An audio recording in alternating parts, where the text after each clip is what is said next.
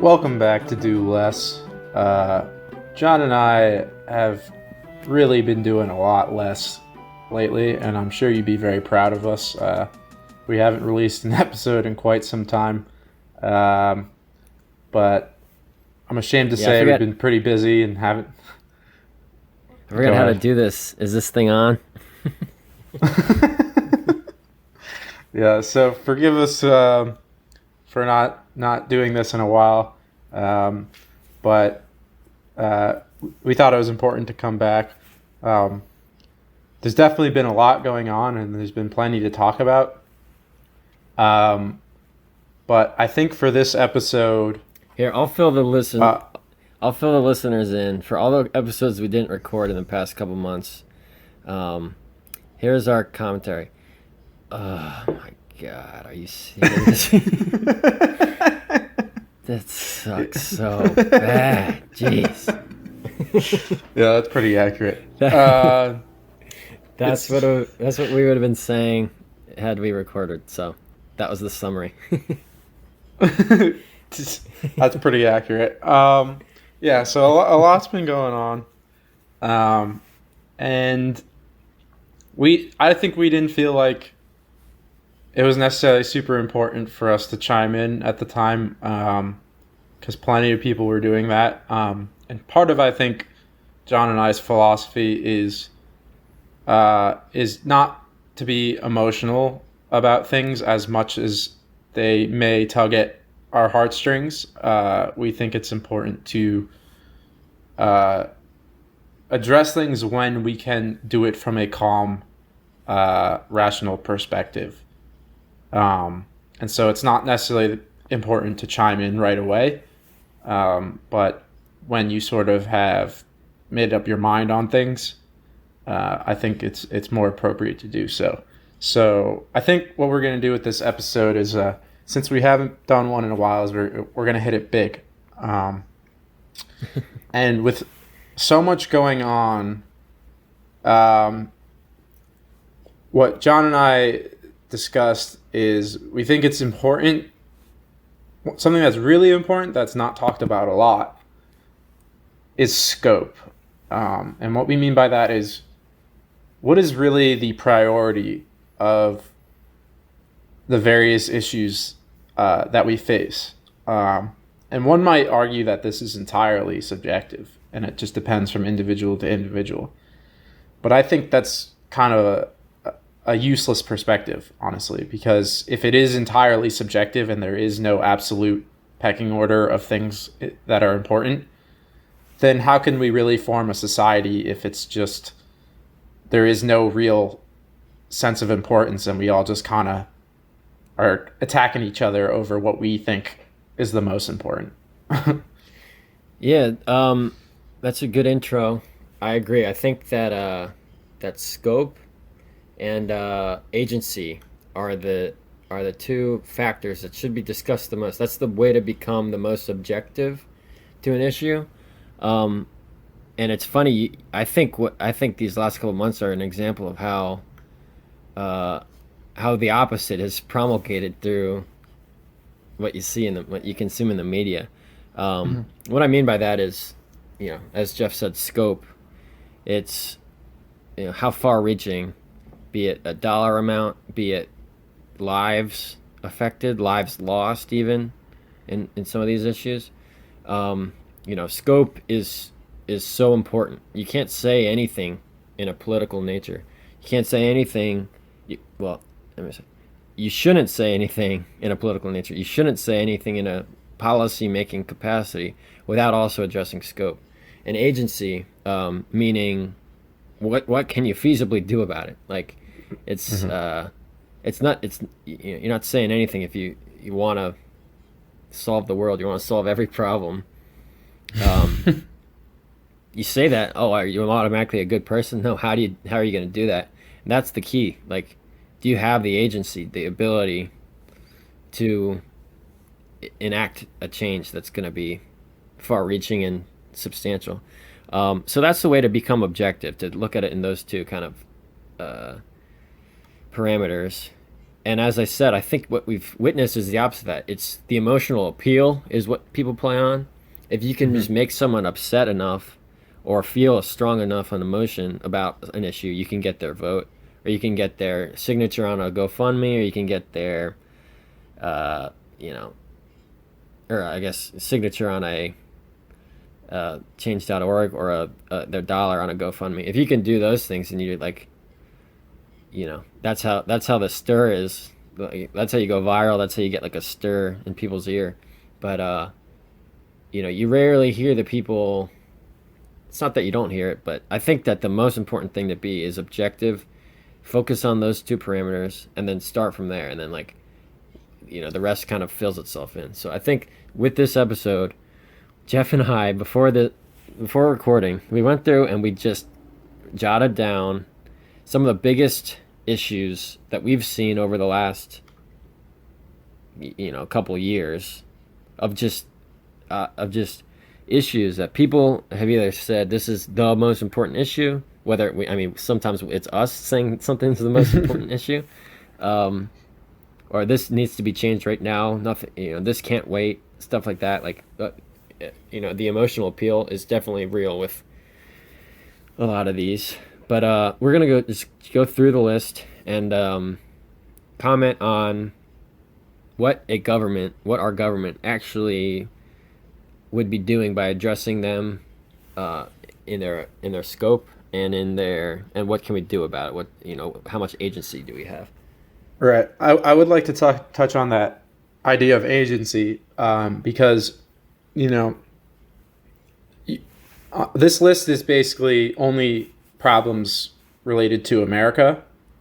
And the reason for that is I don't feel as though we as Americans really have the agency to address all the world's problems.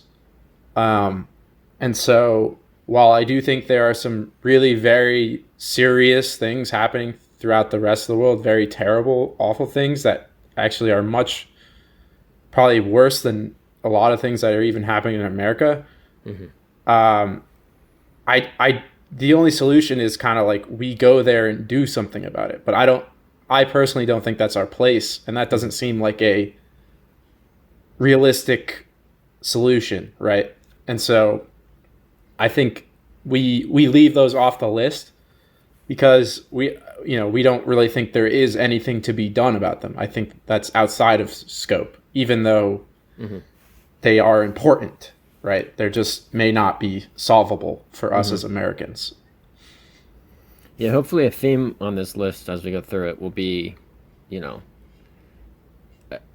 I plan to make this a theme in my commentary, is like, this is terrible. I wish this wasn't a thing. I wish we could address this. I wish we could change it. I wish we could stop it. But we can't do that as a government. Like a government, we've said this before on the podcast. The government is the entity that will show up to your door with a gun and put you in a cage if you don't comply. So you have to keep that perspective as we go through this list of how are we going to address this? We're going to go to people's houses and pull a gun to their head, or put them in a cage and say, we're going to stop doing it. It's like, well, that's not appropriate for this issue. Right. All right, let's go through and, start the commentary and let's see what arises. So the first one is the coronavirus and global pandemics is the hot one. Mm-hmm. I think that as far as impact, that one is very, near and dear to all of us. We're all feeling that one. The scope, I mean, it could potentially end the world, a bad enough pandemic. Everyone could die. Solving that could potentially solve humanity at some point, maintain humanity at some point in the future. In order to do that, it's very large. It's a very large scope. Like it's probably billions of dollars per year of research and development and preparation. Do we really have the agency for that? I don't know. What else? What else for pandemics do you think? Yeah, like it definitely pandemics have very far-reaching implications, and I think while it is a very important issue, I don't know how much our agency really is on this, because the question is, yeah, we could set up a much larger government agency that's dedicated to basically just researching pandemics and trying to like create, you know, uh, like a priority stuff to fight them before they wipe us out, or other policies such as that, to protect us from them. Um, but I would question that agency's ability to actually protect us from these viruses. And it's funny, like if you go back on this podcast a few episodes ago, Yeah. I don't know how many it is. We were pretty early in terms of concern about the coronavirus. So I don't think it would be fair to say that we don't take it seriously, because we took it seriously before many people did. Yeah. But I actually don't. I wouldn't put pandemic in the top of my list, because It I sounds think like the what you're saying. agency. Yeah, exactly. It sounds like what you're saying is like per dollar usefulness of focusing on that from going forward. I think that if we do see that, you'll be able to clearly point to that and say that's an example of recency bias. Like, yeah, we're gonna start Right. pouring billions of dollars into pandemic response. Well, what if we don't see another pandemic for 40 years? Not, I mean, that would be a great thing. But if we just start to overload our response, that's just our recency bias, and it wouldn't be, potentially, it wouldn't be potentially appropriate to the future threat that it poses, just because this current threat was so dire. Right. And I also think that, like, this can be this can be addressed a lot through personal, like individual action, right? Like if you social distance and wear a mask and do things like that, you can prevent like the spread of this thing and keep, vulnerable people protected. But that's all individual responsibility. And so, like, I don't, like, yeah, you can make laws that force people to do this, but I think in doing that, you're kind of expanding the scope of government, and what you might introduce some negative side effects in doing that. Like, another thing that's on this list that is police brutality, right? That's another issue that's very hot. And if you basically policing every single person's face coverings and distance between each other, that requires a lot of policing. Yeah. And, a lot of people are very concerned about police brutality. So, we might see more of police brutality if we're really, really policing everyone's individual choices to keep everyone safe. And so a lot of these issues do actually have to do with each other. Yeah, they do. And so I'd change my mind. I don't think we should go through. I mean, we've spent 5 minutes on this first one, and we have like 30. Right. So it's gonna take a while to get through each one, and I don't want to rush through it. But here's what I think might be a better way to do it. Let's just read through them so the listener gets where our heads are at making this list, and then we'll go through and comment on anything we feel strongly about and like have strong comments about. I say we go through the list, just go through all of them, and then we'll like comment on each. And no, then you and I will both pick our like top 3. Okay. And then we'll say why those made the list, and maybe why some others that people might have thought would make the list did not make the list. Yeah, that's fair. Does that seem good? Yeah. All right. So I'll just go through them real quick. Okay. So like we said, the coronavirus / pandemics in general. Education disparity or public schools or school choice would be another one.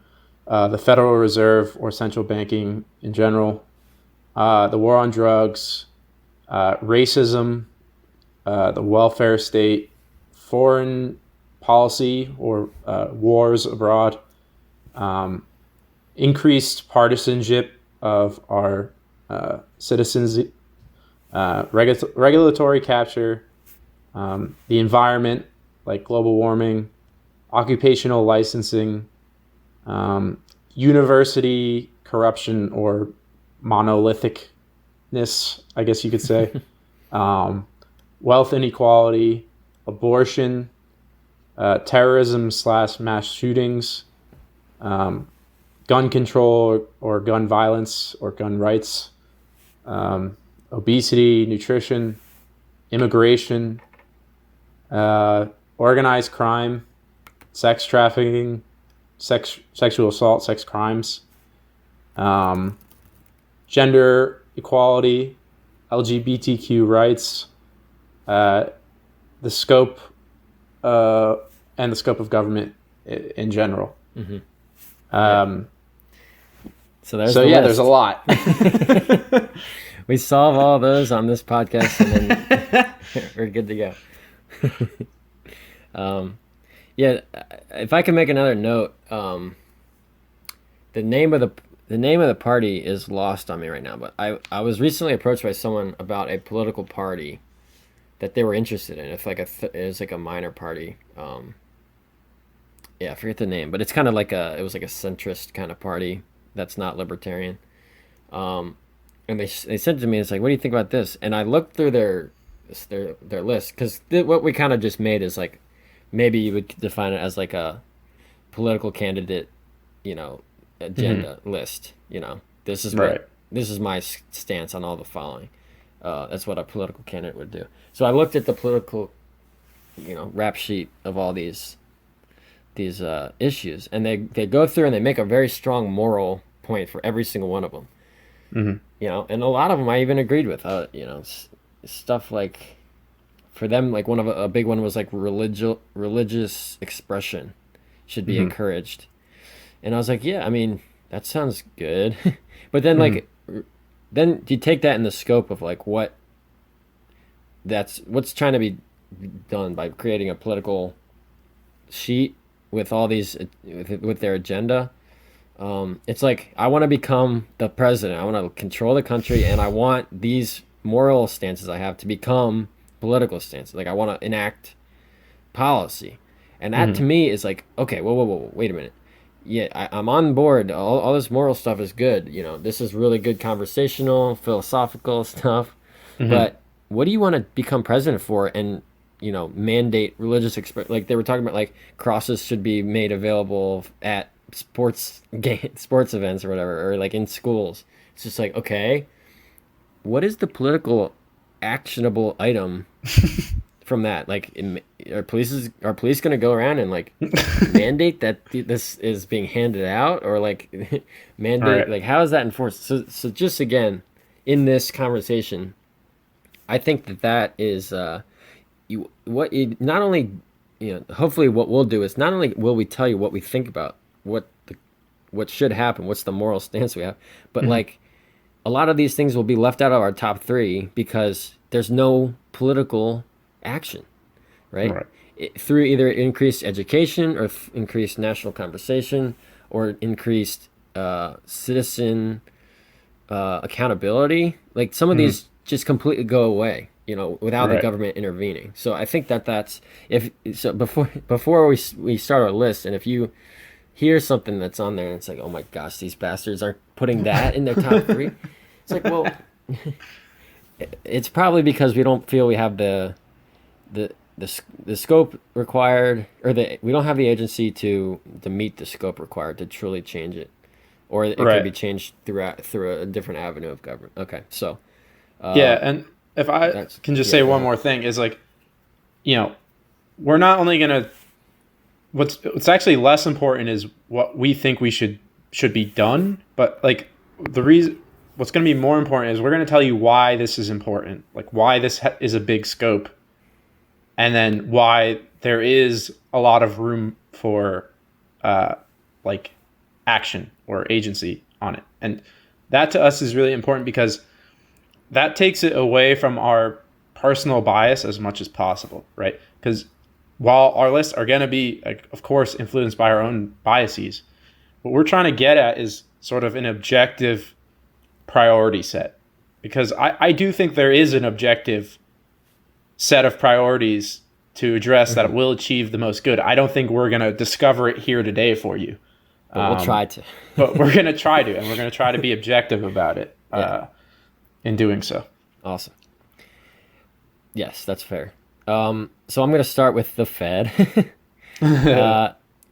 I could speak at length about the Fed, and Jeff can too.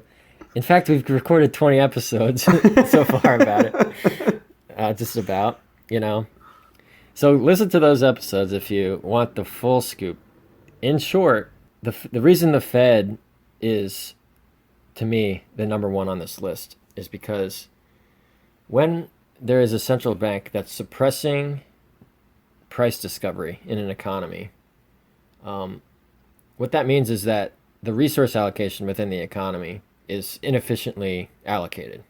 And the reason that happens is because price discovery is the information transfer between agents within the economy. And if they're not able to transfer information as efficiently, then resources don't get used as, they're not allocated as efficiently, right? So if there's like when you hear inefficient allocation of resources, the big thing that comes into my mind is like people don't get their fair share. Like people feel ostracized or left out of a system if you don't get your fair share. So like something like inequality might seem like a huge issue. That's on our list, like wealth inequality. It might seem like a huge issue because they have enough and I don't, or like they have more than me. It might seem like this is holding me back. This is holding us as a country back. But if the resources were able to be allocated efficiently in the whole economy, there's a good chance that, we don't know, but there's a good chance that the rich people of today would actually have less, capital allocation in terms of like the inequality and the way it shakes up, and the poor would have more. That could be one thing. The rich could actually have more, and the poor could have more. There's a whole bunch of scenarios that could play out with efficient allocation of resources that are all better off than say our current system. Yeah, I mean to no one's surprise, I would say the Fed makes my top three as well. But to maybe some of your surprise, I might put it at number two. And I'll get to my number one in a second, but I'd like to add on to what you said about the Fed. The reason I think the Fed deserves such a high spot on the list is because they're planning one of the most important prices in our system, right? If the Fed's only job was planning the price of bread, I might be able to ignore them. But they're planning the most important price in our entire system. And like John said, prices are how we accurately display the importance of things or information, like the value of things. And if you distort prices, you distort people's perceptions of how important or scarce something is. And that leads to all sorts of, distortions. For example, in a simple case, if you make the price of bread, if you artificially set it to be too low, not enough people are going to be producing bread because their perception is that it is abundant, because the price indicates scarcity. And so if the price is artificially low, that tells people, oh, there's plenty of bread. I don't need to make bread. I'm not going to, make a profit off this. There's not enough need for it or demand for it, when that's not really true. And so what ends up happening is fewer people make bread, and then want bread at that price, and there's a shortage. And if you made the price too high, then people would say, oh, wow, this is really scarce, and they make a lot of bread. And you make more bread than people even want. And so you have all this extra bread that's essentially a waste. It's not getting consumed. It's literally garbage. And what could have you done with those productive resources, right? Like if maybe people really wanted, I don't know, alcohol. It's not a good example, but if that's what they wanted instead, and instead you made more bread than they wanted, and it just literally turned to garbage, and you could have just dropped the price of something else, then you're not officially doing something. And that's just something small like bread. Now we're talking about interest rates. Interest rates are the core of all planning. Every productive thing you're going to plan to do all revolves around the interest rate of every single business. So this is affecting every business in our country, and potentially distorting our entire economic system because the price of interest is controlled by this one central planner. And that isn't even mentioning all the money printing they're doing, which can create inflation, which is another essentially a tax on people who are hold more dollars than they're short dollars, which is more often than not average people. So average people are basically taxed more than wealthier people to pay for this money printing. And then in the same merit, like the interest rate basically discourages saving, which is how you accumulate wealth, right? Like the reason it was so much easier to get into the middle class like 50 years ago was because we actually had a hard money and interest rates that reflect the actual scarcity of savings. Like if someone on Wall Street wanted to borrow money to speculate on stocks, they would have to borrow from the pool of savers of average people who get up and go to work and every day. That basically establishes the standard of living in this country. And they have to say, please let me borrow your hard-earned money at this this price that reflects the amount of savings out there. But now if you have the Fed just setting that price, then they can just go out and speculate or do whatever it is that they want to do. And the people who actually saved for them to do that get cut out. They get cut out of the growth. They get cut out of the improvement. And so I think that's definitely fostering a lot of resentment in people. And I think a lot of people are not recognizing the Fed as the source of a lot of our problems, like you said. They actually all go back to the Fed. So I think it definitely is. Right. And like you have many companies, right, that basically probably shouldn't even exist, but can continue to do so. And essentially all they're doing is like, if a company is basically a bad idea, right? If I have like Jeff's ditch digging business, it's not a good business. It shouldn't exist. And yes, I may be able to get debt and like pay people to like dig holes and like keep it going because the interest rate's super low and they just keep dropping. But the longer I waste all your time digging ditches, yeah, you might be getting paid and you might like that and you might be being employed for just digging ditches. But at the end, when we're all done and when this company finally goes under, we may have spent 5 years digging ditches. That's all we have. Like we just have a bunch of ditches to show for all that time spent. That doesn't raise our standard of living as a nation, because all we did was produce holes in the ground. That's not good. Mm-hmm. And that's an extreme example, obviously, but there are like companies that are almost that bad out there, I would say, that can exist for even longer. So yeah, it's definitely a really important issue, I think. Leave it to Do Less podcast to talk about the Fed for like always, 20 minutes. It's always about the Fed. We promise to talk about other stuff. But it's so true, dude. As you're talking, I'm like, shit, I have more things to say. Like, yeah, like what you're talking about, malinvestment. Malinvestment's worse than, like, unemployment's bad today. Malinvestment's bad for, like, the future generation. Right. Like, it's just like our future wealth. It'll haunt you. It'll stay with you and it'll haunt you. Because you can't just, I mean, you can get a job tomorrow. Mm-hmm. You can't reallocate, like, millions and billions of dollars of resources of, like, capital. Right. Like, that's just, all right. And what we should say, because we promised to do this, so I think we talked about why the scope is legitimately large and important. But another reason this is so important is because there's so much agency here. It's very easy to address this problem. Yeah, you just get rid of the Federal Reserve. It's very simple. You don't have a centrally planned. It's the easiest problem to solve. Actually, it's like you just Yeah. stop, and Right. while that will create a lot of pain in the short term, like It's it's the only like it's sustainable necessary. way. It's kind of Yeah. like how quitting cigarettes is going to cause you a lot of pain. It's Yeah. like that doesn't mean it's not the right thing to do just because it's going to be painful. And now I'm thinking people might listen to this and say, "Oh, you're just actually upset that the Federal Reserve isn't doing the right thing." Like if I agree with you, the Federal Reserve can be this negative to an economy, but the Hmm. Federal Reserve just needs to make better decisions. Hmm. To which I would say I disagree, but even if Hmm. I did agree, I feel like that task of like placing your Hmm. trust in that is like placing your trust into a person to flip a coin onto heads 6 times in a row. It's just like, can they do Right. it? Can they do it? Yeah, it's possible. Okay.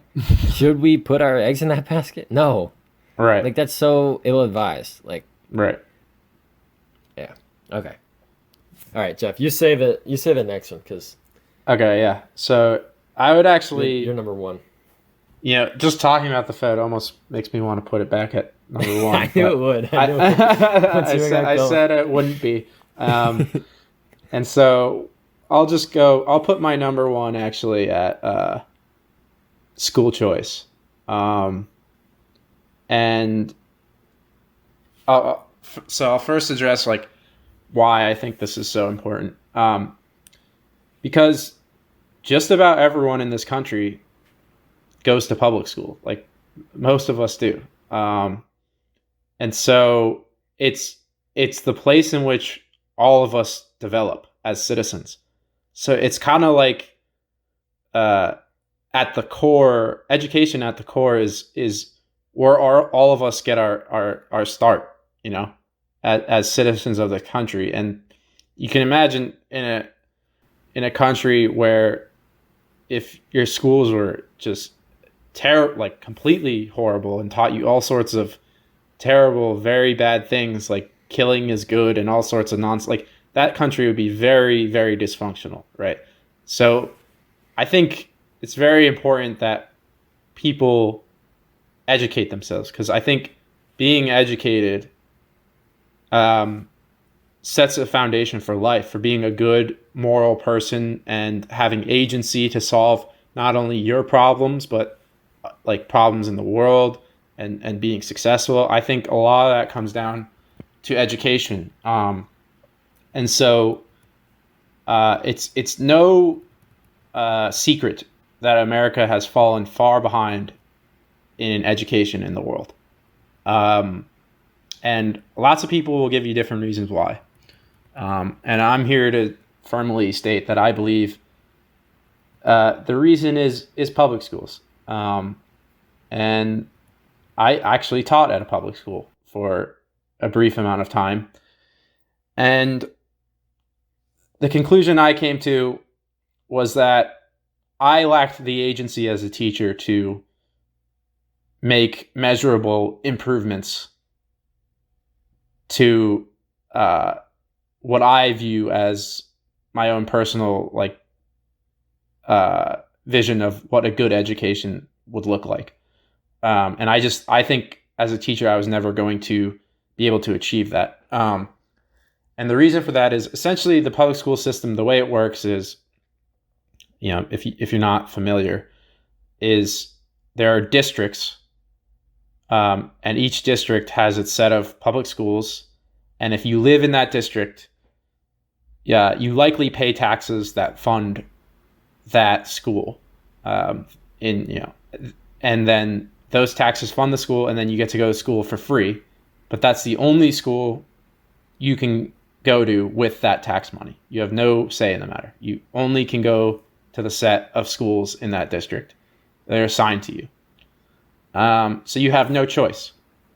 And so there is this idea of giving people a choice, right? If they're paying for it with their tax money, let them decide what they want their school to look like, where they want their kids to go to school. And this is a very controversial point, especially among teachers. Teachers are in general very against this idea. And in fact, you'd probably be shunned, or if you were pro school choice as a teacher, it's pretty likely you would be completely ostracized from your peers. And the reason I think that is because teachers are protected by their teachers unions, so they feel like their unions kind of have their back, because there's all sorts of parent complaints and this, that, and the other, and the teachers union will be like, nah, this is not legitimate, yada yada. So they have your back, and so they feel like your friend. But I actually think teachers unions are not the teachers' friends, not the competent teachers' friend anyway. I think competent teachers would be getting paid a lot more if school in general was privatized. And so I've been kind of getting away from the scope, but I think we can realize that the educational foundation of all of our citizens is definitely very important and deserves a slot, I think, in the top three. But then agency. So I think this is actually really easy to address too. So currently it's a top-down system, generally decided by each state individually. Each state has its own, what they do. So the way to hold public schools accountable right now, since you have to go there. You're mandated to go to public school. You have no choice. So your money goes there no matter what, and your attendance there is mandatory. So the only recourse you have is to essentially get together and vote in school boards or in the state and decide on what should be taught or what are the rules. And so there's all sorts of rules that are handed down from the top down, from the state and the Board of Education to schools on how they should run their schools and whatever it is they should do. And to me, it makes them compliant to rules, but not results. So a school can be perfectly compliant in all the various rules that the state assigns them and still have terrible results. And they'll still get all the money, and there's no repercussions for them doing a bad job. Now, charter schools, if you're not familiar with them, the way they work is some states allow some amount of charter schools to get a charter to start their school. That's why they're called charter schools. And basically, they get a piece of the funding that would have gone to the public school, but now goes to the charter school. And then parents can apply to send their kid to that charter school, and the charter school will pick via lottery just who gets to go in. And so if a charter school is terrible, nobody's going to apply. No one's going to send their kid to a terrible charter school. So the fact that charter schools exist, by definition, means they're better than their public school counterparts, because the parents would just send their kid to the public school. They wouldn't send their kid to the charter school. So just the mere simple fact that if they're not doing a good job, they will lose their applicants and their funding, incentivizes them to do a good job. And the results speak for themselves. Tom Sowell is a guy who recently wrote a book about charter school. It's called Charter Schools and Their Enemies. And I think one of the most important examples he has from this book is he looked at a charter school that literally occupied the same building as a public school in its district, the same exact building. So it's the same kids, it's a lottery. So you're looking at the same pool of you can track the applicants that didn't get in versus the applicants that did get in the same building. And you'll see results like kids score proficient on the standard tests like math and reading at 7 times the rate of its public school counterpart. And I don't have to sit here and tell you the strategy that made the charter school successful. That's their problem, right? Let the charter school figure it out. I can tell you the reason it is more successful, and it's because if they're not, they will lose their money. They will not exist anymore. They have to do well. They have no choice. And so I think when you see results like that, it really does speak for itself. You're controlling for just about every other variable except this one thing, which is choice. And the kids are just vastly outperforming in the charter school. And so compared to their applicants that got put on the wait list. And so that to me such a simple solution, right? So what I would do is I would actually Milton Friedman's choice was you have like a voucher system. You essentially get a voucher for school, and then there's all sorts of ones you could that can take your voucher, which equals money from the government, and you just have an assortment of choices, and that seems like a good solution. I would take it a step further. I think you just privatize all schools, and then if you look at the cost per pupil for public school, it's about $20K on average per year per student. Private schools, it's actually less. It's like $17K per year per student. And charter schools, I think, are even cheaper than that.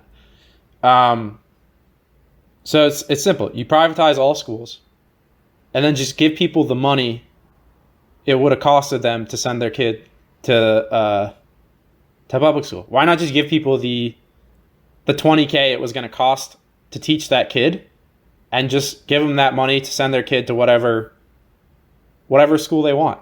Just completely free up all their choices.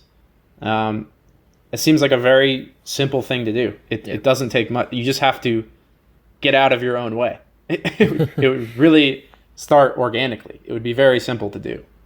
Yeah, so I think it's these two are very appropriately at the top, because that intersection between scope and an agency, how much are you able to do? They're both so much low-hanging fruit, where it's like, okay, the central bank, get out of the way. So much good can happen. If the government could get out of the way, in a sense, get out of the way, but by just like literally letting people choose, not mandating where people go to school, then that's it's not a rigorous change. It's not like a massive overhaul of government. You just shift the way that school distribution is provided, and then once you do that, I don't think you can even understate that that amount of scope that education has. Like, so many things on our list, as you were talking, I went through and I made a note, like, a strong education is so strongly tied with like diminishing racism, right? If strong ideas and critical thinking skills are prevalent in a person, they're not as concerned with what someone looks like. So that you have less racism, you have less you have more gender equality, again, because ideas matter more than what the person is. LGBTQ rights. You also have a forum for health and nutrition to be taught. So you address obesity and nutrition. You address partisanship again. People aren't just tied to what their team or what their what do you call it? What their mob, their tribe thinks. They're actually thinking for themselves. So that scope cannot be understated, and that agency is definitely in line with the low-hanging fruit. So that's a good job, and it's cool that you have the insider experience too, to firsthand be able to address it. There are problems. I'll admit it was limited, but I also felt like it just wasn't a good direction for me. And if you think public schools maybe aren't that bad, I got some bad news for you. There's some pretty astoundingly bad results coming out of, like, here's another example was pointed out by Walter Williams, is another economist. 13 out of like 30 districts in Baltimore, public schools, did not graduate a single kid that was proficient in math. Not one. So 13 schools didn't graduate a single kid who was even just like proficient. Just means like can do math, like at a, like that's like it's if you can't do math, so much of the world is unavailable to you. Like, so much of your ability to be productive in the world is locked away from you if you don't have the ability to do basic math. So like just entire generations of people are being locked out of being productive citizens, because that is astonishingly terrible. And if you might go, well, you're not being fair, they're not getting a lot of funding. You're wrong. They're actually third in the country in that in Baltimore for funding. So they're one of the most highly they're one of the most highly funded in terms of cost per pupil in the country.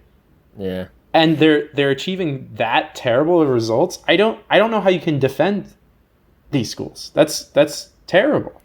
Yeah, my reaction when I hear that study is actually, I do have additional questions. Like, when I hear that, I think, like, is there a potential that during in those schools, do they realize what these tests mean? Like, if the test means like, oh, this is like how the schools are rewarded for teaching, maybe the students just like kind of got wise to that and were like, we don't want to participate in this, anything that'll help our authority, so we're just going to boycott it or something, or like write the wrong answer. I mean, that could have happened. I think that's more I don't more think that's likely. What's going on. I don't know. It boggles my mind, because that's what you're there for. You're at school to learn, to do that test, literally that test. Some people kind of make it vilify teaching to the test in schools, and say that's not the way to. And I agree. I don't think that's the way. Right. I wouldn't either. If you're teaching the test and you get like, at least teach the test. Right. And get at least like something. Right. At least be proficient. Like, that's in basic math. Like, this is like, there are some skills you just need. Like, you need to be able to read, write, and do basic math. Like, that sets a baseline for life of being like, if you don't have those basic skills, you're never going to get anywhere. And so we're just failing entire generations of people right now, and it's remarkable. And the solution is right in front of us. It's really it's like John said, is low hanging fruit.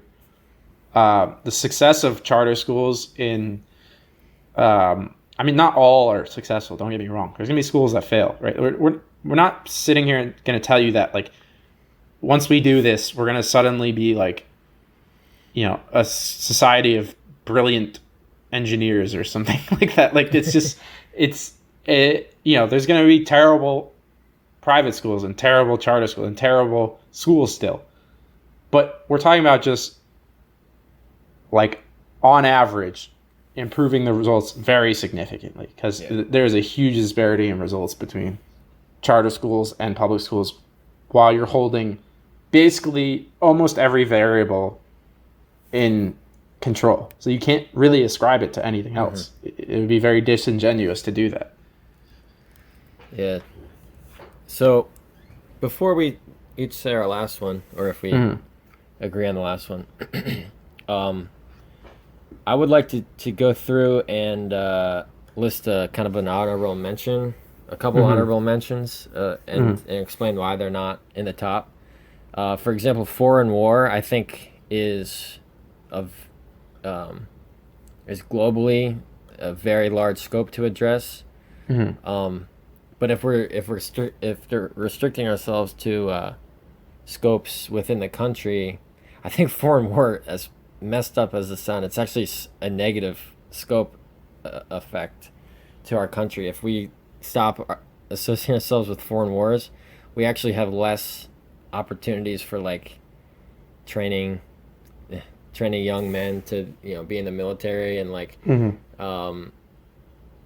just opportunities for, like, joining an organization and stuff. I don't know, it's kind of a negative scope. I think it would be massively positive to just end foreign war, end our involvement in needless foreign wars. But and that scope also is, or that agency is brilliant. You just pull out. You just don't do it anymore. Right. But it's not in my main top three, because of, I think there's larger scopes with less to do. I definitely think our foreign policy is definitely an honorable mention, because like, we have a bias as Americans, but if you look at what we've done to some of these countries, it's awful. It's like horrible. Just to give you an example, like, uh, I feel like not that many people even know about this, but in Libya, there was this dictator Gaddafi who, it wasn't like a good guy, but he at least like kept order in that country, and we topple this guy, and there's now a slave trade happening in Libya today, and so that's astounding to think that slavery still exists today, and it's largely due to our involvement in that country, and that's horrible. That's like the moral shortcoming of us as a nation is really depressing. But as Americans, we don't notice this, right? It's not really affecting us specifically, which is a selfish perspective, for sure. But I think most of us are self-centered. Most people don't. How often do you even ever hear about this issue in public discourse, media, what have you, ever even mentioned? You barely ever hear about it. So I think we have to admit to ourselves that we are sort of a self-centered group. And so while pulling out of these wars will be massively beneficial in the long run for probably the rest of the world, the reality is for us, it's just going to save us a bit of money on our taxes. That's really going to be the ultimate impact of it, for us as citizens. And so I would not put it in the top of my list for us as Americans in terms of like quality of life improvement, but I would definitely say it's up there. It might be even number one if you're taking a global perspective. Yeah, that's a good point.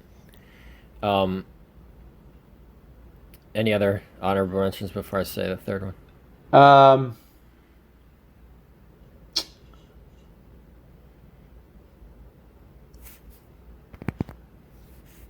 Yeah, well, I guess it depends on. Why don't you say your third, and then Okay. I'll see what it is and see if, based on what mine is, I'll do my honorable mentions. All right, so I'm gonna list 7 of the list. Mm-hmm. These are all subsets, I believe, of number 3, most important. So education disparity, wealth inequality, abortion, gun control, organized crime, sex trafficking, and police brutality are all, not completely, but are all linked in some way to the war on drugs. I think that addressing the war on drugs, this low-hanging fruit, just like the other ones, will improve all of those other 7, and just greatly improve the lives of so many citizens of this country. The war on drugs is I believe is a false war. I believe that so much more harm has come from it than good. I don't think that drugs, I don't encourage the use of drugs, but I don't think that, there's a lot of drugs that I think people get more benefit out of than we as a society do from banishing them and creating and controlling them. I think it's a massive vehicle for racism to be enacted upon our underprivileged communities. If you want to shake someone down legally as a cop, you can check them for drugs, and if they have them, you can treat them like they're an animal. You can put them in a cage. Or you can even plant them on them too. Yeah, it's terrible, terrible stuff. You hear things like, I've read studies that say, both black and white people are equally likely to do drugs, but, across the board, but black people are like 8 times as likely to get arrested from drug possession. So it's just stuff like that. It's a very unfair war, and it's waged completely illegitimately. Ending that war, that's easy. That's the scope is so large, as I've said, and then to the agency is, well, you just stop, you make it legal, you legalize, or just you stop, or you decriminalize it at the very minimum. I think that's like goes without saying. Right. Yeah, I think that's actually number three for me as well. Uh, Hmm. so we basically generally agree about the top three, just slight Yeah. ordering of things. Um, Before I you would get into it, say, yeah, do you think welfare state is up there, or do you think yeah, that's I would honorable say mention? welfare state is honorable mention. And Okay. so if people don't know what we mean by welfare state, um, basically there's a lot of monetary incentives in it's not how it's portrayed, right? Like when talk about welfare, it's like, okay, you're down on your luck, it's a social safety net to protect you, um, in case you don't have like friends and family to rely on. It's a very noble sort of Hmm. um, thing, but you have to think about in effect what you're doing, right? Because anytime you hand people money for something, you're going to incentivize that behavior, right? So in my example, if you privatize everything and just handed people money to send their kids to school, I think that's actually a legitimate case of a subsidy, because it's like you're subsidizing parents to educate their children. We might be over educating them, but of all the things I can think of to incentivize, that's probably like on there, right? Having an educated populace seems like a positive externality at least. But now, so what are you incentivizing when you have welfare, right? So essentially, you're paying people not to work, um, and like people will never want to phrase it like that, right? Like it's more often people say, well, no, like I said, it's a social safety net. It's like in case, like no one wants to be unemployed, but in case you do, you have some protection. Hmm. But the reality is there are going to be some people who are weighing their options of employment against unemployment with this new incentive you're paying them, right? So you're always going to get more of something that you subsidize. So you're going to get more people choosing not to work if if for people on the margin where it's like, well, these benefits are like, especially now with a lot of the CARES Act and other things out there, there's a lot of people making more on unemployment right now than they did while they were working. And you may say this is coronavirus specific. It's not a fair example. We're just showing you that this is where it can lead, right? If Hmm. just having this policy can lead people to make essentially what is a bad, they're just acting rationally, right? Like a lot of people think if you criticize welfare, you're somehow attacking the people that are on it. No, I'm not attacking the people. I don't think these are bad people if they're taking it. That's the farthest thing from what I think. I think Right. they're acting incredibly rationally in Right. the short term, and all we're essentially doing is incentivizing people to make bad short-term decisions, because in the long run, being employed is actually better for your opportunities. It's going to open more doors to you in the Hmm. long run. And another part of it is we're incentivizing single motherhood. If you're a single mother, you get money from the government. And so if you're weighing between, keeping the father in the home, uh, and he has some income, if his income is less than that of what the government's going to give to you, there's a strong incentive to not have him around. Uh, and so we're incentivizing things that are like Hmm. really destructive for people in the long run, and that seems like a mistake to me. Yeah, this goes back to what I kind of said before we started. It's just like some of these things. It's like, how could you oppose this? Like, this is just Mm-hmm. objectively. This has to be objectively good for people. Like, I want to help people that are Mm-hmm. in need. I want to help them, Mm-hmm. and the government can help. Like, oh yeah, look at the CARES Act. We can help them. Mm-hmm. The government can Mm-hmm. send us all we need. I'm starting to see more and more tweets like that. Why do we need to pay taxes when the government, and why are we letting people be unemployed? The government can give us everything we need, right? Mm-hmm. And that's where we're coming from exactly. Like, uh, we're not saying we don't want to help these people. In fact, why we're saying what we're saying is because we do want to help these people. The government can't Mm-hmm. give us anything. The Right. government can't give us anything but paper, right? Anything the government gives us, it has to first take. right? Right. So when we say we want to help people by having the government give them stuff, well, the government can't give them anything, and if we're taking from others to incentivize behavior, like it's just a complete negative. Um, it's just the bad situation. So, I would say welfare state is, it's similar in scope to war on drugs. I think it has a lot of the same, it impacts a lot of the same people in a lot of the same areas of our society. Mm-hmm. And then the scope is also similar because in both you just stop engaging in the war on drugs and you stop engaging in giving out welfare. Right. Well, not complete stop giving out. I am in favor of like a social safety net. I do think that's a positive to society. Right. But again, we would encourage something like a give what you negative can. income tax, Yeah, right. where essentially it fixes the incentive problem. So like if you're not a negative income tax is something Milton Friedman came up with, which is essentially like the money you get from the government is proportional to the amount you earn, and so it's like if you earn zero, that's like the most you're gonna get, and every dollar you earn, you're gonna get slightly less, but you're always gonna be, if you ever earn more in the negative income tax like scheme, if you earn more, you're always gonna be better off. There's never gonna be any break points or kinks in the slope where it's like a decision's like, well, if I earn more, I'm going to lose this, and I'm actually going to, in total benefits plus, wages, I'm actually going to be earning less. That's never going to be like Mm-hmm. something that happens in negative income tax. So it's like, it's just a better way to structure your incentives in that sort of like social safety net perspective.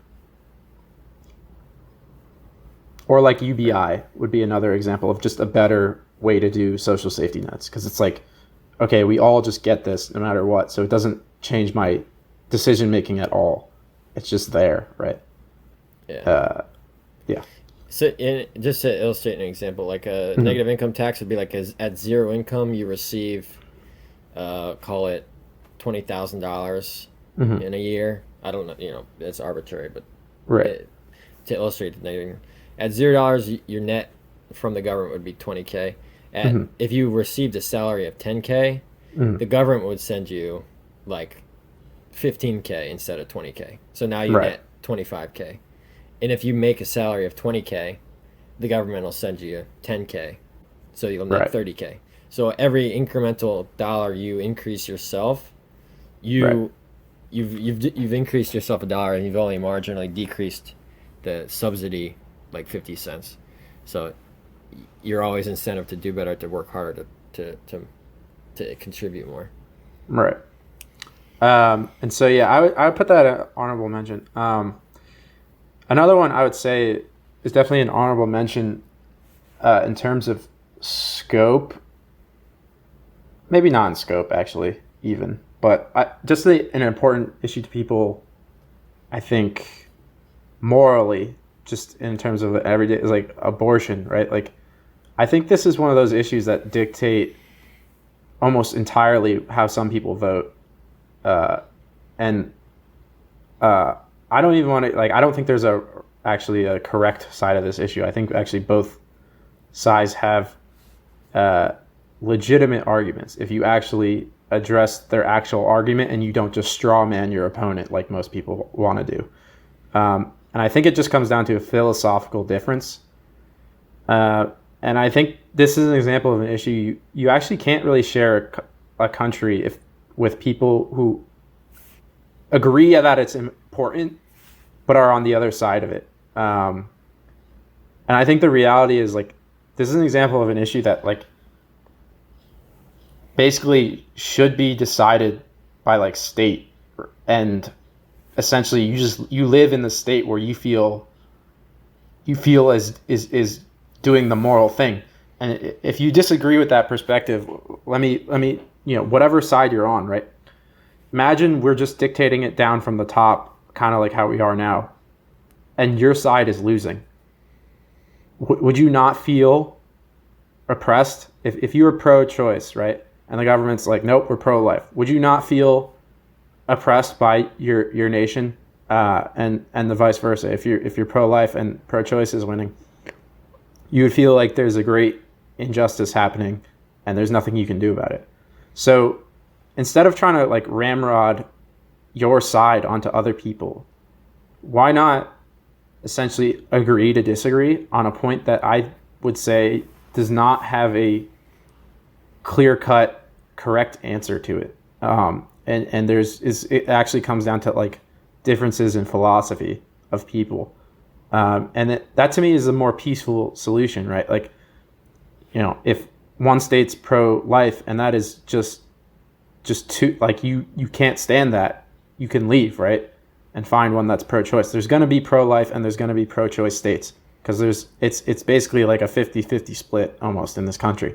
So, you're going to have states that have your moral side, and maybe for some people it's actually not that important of an issue, and then they can live in a state that doesn't side with them on that. But it's like, I just don't think it's constructive for us to try to beat each other over the head with the ballot box, to just say, look, we got more people on our side, so 51% says this, all you 49% got to live how we live. Like, that doesn't seem right to me. Mm-hmm.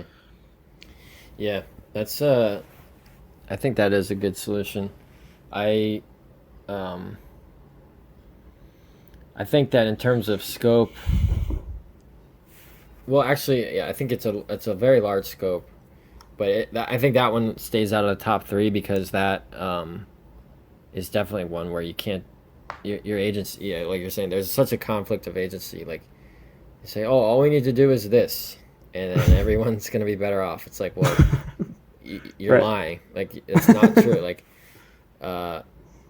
people are just going to be so upset if the pro-life people are able to, like, make abortion illegal. And then you have like all the problems with, like, once it's illegal, is there like a black market for abortion? I think what you're saying is kind of like a good scenario for both sides, because obviously people that are pro-life will be able to have their moral moral culture and live in a moral, they say like a infanticide culture is completely you can't live in that, which I think if you can't, then that's awesome. You move to a state that's pro-life. That's such a great opportunity for you not to have to live in a society that allows abortion. And you say, like, no, I can't. Like, even the pro-life people will say, no, I can't do that, because then they're still killing babies in another state. Well, it's like, well, you live in the U.S. right now. Right. So it's like, at least you have a place where you can say, at least it's marginally better. Yeah. Right. You can say, okay, well, these are, I live amongst my people, at least in terms of like, like, we're taking sort of like a moral stand here. I really think that's kind of the only peaceful way to handle it, right? Because the alternative is you're using force to submit people to your way of life. And I don't know, is that really what you want to do? Maybe it is, but that's not what I want to do. I think there's also economic effects that would start to resonate. People talk about them nowadays, but not as much. I don't see of, like, when a mother goes through an abortion, like, what's the effect? Like, what happens to that mother? Like, she's good to go now. She doesn't have to worry about having a baby, so she's like having a better life. Or does she actually, have negative effects that stay with her? You'll be able to actually use that to say, like, one side may be better or the other. Right. And I don't even really feel the need to like state my position on it, because like I said, I don't think it's relevant, because I think it's not an issue that you can solve, quote unquote, right? Like, it's not. I think it's something you just have to agree to disagree. That would be my solution. So it doesn't really solve the problem, right? It's like it may even breed, like, if you had different states that are like, one's pro-life, one's pro-choice, there might be a lot of resentment between those people. And that's not healthy at all, but it's currently not healthy either. So it's like, I don't know what to tell you. I don't have a solution. And that's my point, why I don't think it makes my list because I don't think there is actually really anything to be done about it other than saying, like I said, agree to disagree. We'll have my spot, you'll have yours. And so I think another one that's an honorable mention is occupational licensing and regulatory capture, or just liability in general for businesses. I think a lot of businesses, one, can exist because of occupational licensing, which essentially says, like, hey, you want to be a barber, you need this, pay this money and go to this school and take this test. And it's just a way to keep outsiders out, right? And so the reality is the market actually does a pretty decent job at identifying who's bad and who's good, right? If you're a bad barber, people are just not going to they're not going to come back. You get a bad haircut, they don't come back. Yeah, so let me, right? just quick, I'll add, the goal isn't to keep people out. Like, the goal on its surface is to make society more equipped with personnel that are able to do jobs. You know, that's the, it's like, why wouldn't you want to live in a society with people that are more equipped to do their job? It's like, well, and that's what Jeff is saying. Like, right. So the effect of it, that's not the point of it, right? Or if you're very cynical, you might argue that it is the point of it. Right. Like, but I don't politicians. think, right. I think some people definitely think that. But I in general do not take the cynical opinion. I generally take people at their word, and that whatever they say their intention is in fact their intention.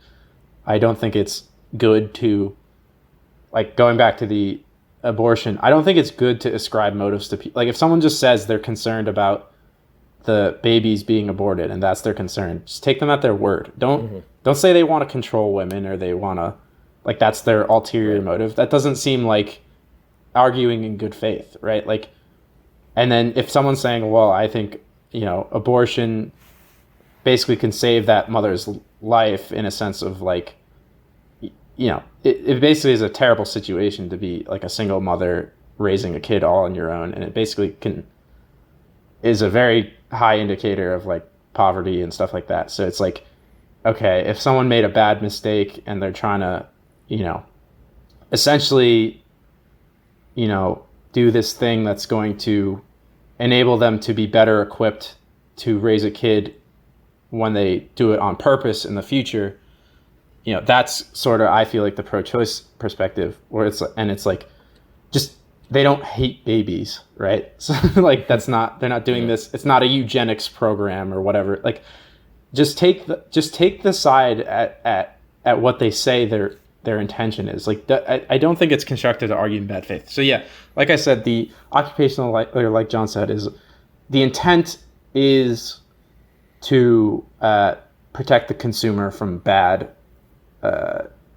businesses or like people in the profession or whatever. But intentions don't matter. I don't think we need to. Often you don't need to talk about intentions because they often don't matter. Sometimes they do, but most of the time they don't. And the result of occupational licensing is it's a barrier to entry for other people. And so people essentially can do a worse job and still get the business because they have less competition, because it keeps people out. Now, the barber one example is like, okay, it's not that hard to become a barber, so it's not that big a deal. But it still matters. But the reality is there's all sorts of barriers to entry, and I think regulation falls into this thing, like being compliant. Like, you can't just start a bank. Yeah. Like, the reason there's so many big banks and you have, like, so few choices between them and they're all essentially the same is because they're all, by law, have to be the same if they want FDIC, which, why wouldn't you want FDIC? If you can put your money in a bank and have it guaranteed, any rational person is going to do that. But essentially what that means is if I want to compete with you and I'm not insured, no one's going to go to my bank. So I have to then do all these compliant things and do all these things, which take a ton of money, ton of capital, ton of resources to become compliant.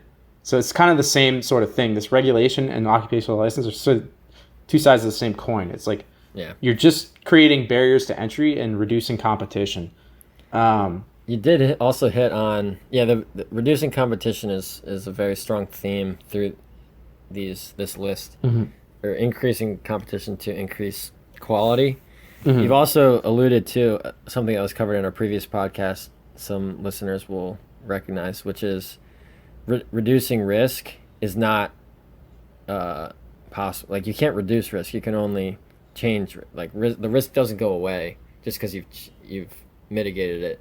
Mm-hmm. You've just transferred it somewhere else. Like, so for all those banks that they all look the same, they're all completely risk free to put your money in. Well, then you get to the scenario where it's like 2008, and the banks are all going to fail, and all your Right. deposits go. So it's like your money there was never a problem, there was never any risk by putting in until everybody's money at once was at risk. Right. It's like, Yeah. just interesting note that I would add. But. Yeah, definitely. And so, yeah, I think one thing that also is kind of in this envelope is liability. This isn't specific regulation. Like, if you don't comply, we'll shut you down. It's more of a looser, like, you can be sued for this thing. But it's the same concept, right? So there's all sorts of, like, things that you can be held liable for as a business that you, like, may not necessarily, like, I might not necessarily agree you should be held liable for. But the fact that you are under the law means you essentially have some probability of being sued for some thing that you may or may not have done. And that's just cost, right? That's legal cost that's baked into the cake of running a business. And so essentially in any business, there's economies to scale in terms of having enough legal extra money, extra profit around for lawyers to defend you. And that's just another way that competition is suppressed, and we get lower quality and higher prices. All right, I'm getting tired. So, Do you have any more you want to? No, I think we should revisit this. Yeah. I think we should continue to talk about this later. But I will say, so just because I never actually said it, but my third would also be, I think, the war on drugs. I don't know if I said it or not, Mm-hmm. but I would agree with John. I think if you look at, like, how many people we have in prison compared to, like, other countries, it's depressing, right? And so it's we have way more people incarcerated than any other country. For a lot of it's nonviolent crimes. And the idea of putting a person in a cage who has never hurt or damaged anyone else for, like, you've ruined their life. Yeah. So, I just think it can't be understated how terrible this war on drugs is. And a lot, like you said, a lot of other problems get sort of rolled into this one. And it's so simple. It's like literally just decriminalize. We're never gonna fine or put anyone in jail ever again for drugs. It just seems like an easy problem to solve. Yeah, this one has a very strong appeal to, again, this theme that's like, how can you think, like, I have kids, like, how can you let them know that drugs are okay by decriminalizing or, like, legalizing? It's just like, yes, that's tough. Like, I don't want to send a message that drugs are okay. Like, I actually strongly believe drugs are not okay for, like, all the way up until you're old enough to make that decision, which is probably 21, even say 21, which is not very popular among, people want to lower the drinking age, which, without even getting into that, I just think that I don't want to send the message drugs are okay. So I understand how tough this is, but it is a low-hanging fruit to have a massive scope increase in the country. Right. Like, that's a negative. That sure is a negative, but there's so much positive that could happen for so many. If you look around, right, like even with, like, really, like, the hot button issues of the day, it's like police brutality. Well, if we're just doing less policing, there's fewer interactions between police and people, and there's that just in general is going to reduce the amount of either that evil people can do something evil, or just mistakes on the police behalf, or just even if it is maybe the citizen was doing something they shouldn't have been doing, if those interactions are just fewer, then there's less bad things are going to happen, right? It's that's not to say there is a drug problem in this country. There's a crisis with opioids. We do have problems. These are very serious problems. But that does not mean the solution. Just because there is a opiate crisis does not mean the solution is to throw people in prison for doing them. That doesn't. There's no logical connection between those two.